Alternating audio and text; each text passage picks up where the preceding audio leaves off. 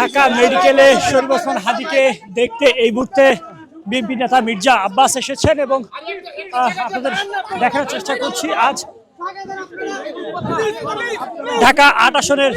স্বতন্ত্র প্রার্থী হিসেবে নির্বাচনের ঘোষণা দিয়েছেন শরীফ ওসমান হাদী এবং তিনি দুপুর 2:35-এর দিকে গুলিবদ্ধ হন এবং তারপর ওনাকে ঢাকা মেডিকেলে আনা হয় এবং এই মুহূর্তে শরীফ ওসমান হাদীকে দেখতে ঢাকা মেডিকেলে এসেছেন মির্জা আব্বাস।